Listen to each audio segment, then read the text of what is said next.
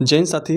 आप सबके बीच बहुत बच्चे ऐसे हैं कमेंट कर रहे हैं कि सर जी, हमें जो नोटिस आपने दिखाया है उससे थोड़ा-सा भरोसा कम बन रहा है। तो साथी हम आप सबको लाइव प्रूफ के साथ सारा लेकर आ गया हूँ रिज़ल्ट और आपको हम पूरा एक बाय एक पूरा प्रोसेस हम आपको दिखाता हूँ। कौन बच्चा कंपार्टमेंट का फॉर्म डाल सकता है, कौन स्कूटनी का डाल सकता है, ठीक है? और किस बच्चे को दोनों डालने का मौका मिलेगा। प्राइवेट जो बच्चे अपना किए हैं 1-2 सब्जेक्ट 3 सब्जेक्ट से, उन सभी बच्चों के लिए भी हम लेकर आए हैं, ठीक है? तो आइए दोस्त हम आपको बताते हैं पूरी अपडेट, पूरी जानकारी। सबसे पहले आप सब देखिएगा आपके डिस्ट्रिक्ट कोड और आप सबका स्कूल कोड पूछता है, ठीक है? फॉर्म भरने के दौरान भी पूछता है। तो साथ ही ये आपका डिस्ट्रिक्ट कोड हो जाएगा, आपके रिज़ल्ट में शो कर रहा होगा और ये आपका विद्यालय कोड है, ठीक है? आप सब अपना देख लीजिएगा, इस तरह से आपका अलग होगा। अब यहाँ पे देखिएगा ये क्लास 10th के बच्चे का है। क्लास 10th के जो बच्चा है, वो अपना प्रैक्टिकल एग्ज़ाम में जो भी अपना नंबर पाया है, वो पाया है। लेकिन थियरी में देखिएगा, ये बच्चा 2 विषय में फ़ेल है, 2 विषय में। 2 विषय में फ़ेल हुआ है यहाँ पे और 1 सब्जेक्ट यहाँ पे है, ठीक है? यानी कुल मिला के यह बच्चा 3 एक 4 सब्जेक्ट में फ़ेल है। 1, 2 ठीक है? 3 और 4 सब्जेक्ट में फ़ेल है। तो अब इस बच्चे के साथ क्या हो सकता है? ये बच्चा यहाँ सीधे-सीधे फ़ेल्ड लिखा हुआ है और लिखा है ERDT ठीक है? यानी यह बच्चा इसको दोबारा ही लेना पड़ेगा एडमिशन। इसके पास अब कोई मौका नहीं है। ये केवल एक काम कर सकता है अपना स्कूटनी फॉर्म डाल के कॉपी रीचेक करवा सकता है। ये कंपार्टमेंट का फॉर्म नहीं डाल सकता, ठीक है? यदि ये केवल 2 विषय में फ़ेल होता है तो 1 सब्जेक्ट का डाल सकता था, ठीक है? अब आइए हम आपको आगे दिखाते हैं।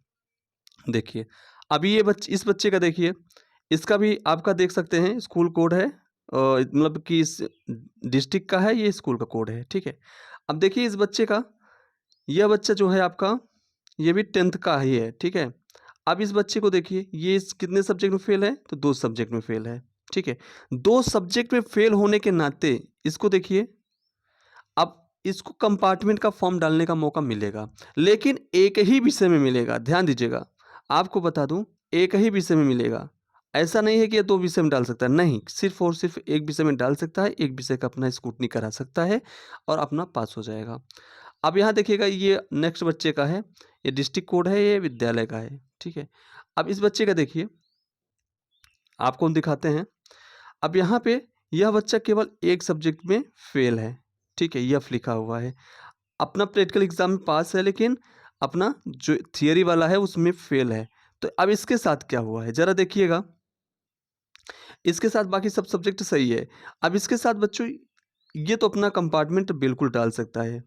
ये इसके लिए बिल्कुल है, ठीक है? एकदम क्लियर है कि ये डाल सकता है। लेकिन आगे देखिए, आगे इस बच्चे का देखिए, ये बच्चा जो है जो प्रैक्टिकल अपना एग्ज़ाम सब कुछ दिया है, सारा क्लियर इसका हुआ है। अब प्रैक्टिकल एग्ज़ाम में यह बच्चा प्राइवेट वाला बच्चा है, जो प्राइवेट सब्जेक्ट से कर रहा था 3 सब्जेक्ट से। अब ये बच्चा जो है प्रैक्टिकल में अच्छा नंबर लाया है, लेकिन इसका थियरी में देखिए क्या स्थिति है। तो ये यहाँ पे इसका बिल्कुल दिक्कत हो गई है। अब जैसे कि इनमें और इसमें पास तो हो गया है, लेकिन ये जो आपका फँस गया है 17 नंबर वाला, यहाँ पे ये बच्चा फ़ेल है। अब इस बच्चे के साथ क्या होगा? जो प्राइवेट होगा उसके लिए बता दूँ कंपार्टमेंट नहीं होता है, कोई ऑप्शन नहीं है। आप दोबारा ही करेंगे, दोबारा आपको करना पड़ेगा, ठीक है? आप उसी सब्जेक्ट से एक अलग कर लीजिएगा। बाकी जो 2 पास है उसको रहने दीजिएगा, ये काम कर जाएगा। जो एक सब्जेक्ट में आप फ़ेल हो, फ़ेल किस में हो? फ़िज़िक्स में। देखिए ये बच्चा फ़िज़िक्स में फ़ेल हुआ है। फ़िज़िक्स में फ़ेल है तो एक सब्जेक्ट फ़िज़िक्स से दोबारा कर लेगा, बाकी केमिस्ट्री या बायोलॉजी इसका क्लियर है। बस अच्छा है। अब आइए आगे। अब देखिए इसके साथ और भी यहाँ नीचे लिखा हुआ है, देखिए। इसके रिज़ल्ट में कंपार्टमेंट लिखा हुआ है? कहीं भी नहीं लिखा हुआ है, कहीं भी कोई बात नहीं है, कंपार्टमेंट जैसा कोई बात ही नहीं है, ठीक है? तो ये कंपार्टमेंट नहीं डाल सकता, ठीक है? अब आइए आगे। अब इस बच्चे को देखिए, ये बच्चा जो है, इसका डिस्ट्रिक्ट कोड और विद्यालय कोड आप देख लीजिएगा। अब ये बच्चा आपका 10वीं का है। अब देखिए इसके साथ 2 विषय में, ये भी लटका हुआ है। अब इन दोनों विषय में थियरी में एब्सेंट हुआ था, ठीक है? अब एब्सेंट की वजह से फ़ेल भी है। अब इसके साथ क्या होगा? अब 10वीं में है तो इसको तो मौका मिलेगा भाई, इसको तो मौका मिलेगा, 2 विषय की बात है ना, तो इसको मौका मिलेगा। देखिए यहाँ पे ई कंपार्टमेंट लिखा है, यदि आपके रिज़ल्ट में ई कंपार्टमेंट लिखा होगा तो आप एलिजिबल होंगे, क्लियर है। नहीं लिखा है तो आप नहीं हैं, ये बिल्कुल क्लियर है। समझ लेना चाहे 10वीं को हो चाहे 12वीं को हो, इस तरह से लिखा होगा तो आप एलिजिबल हैं। अदरवाइज़ आप कंपार्टमेंट फॉर्म नहीं डाल सकते हैं, नहीं डाल सकते हैं।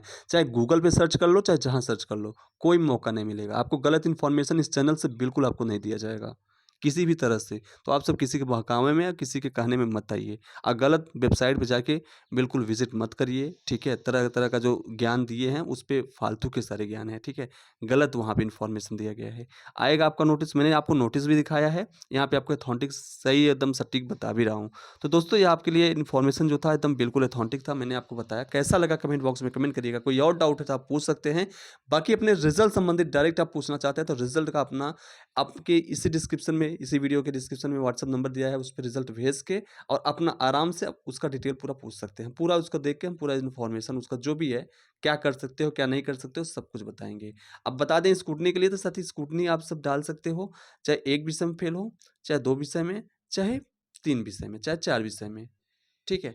5 के पाँचों विषय में आप सब फेल हो तो फिर वो भी डाल सकते हो, ठीक है?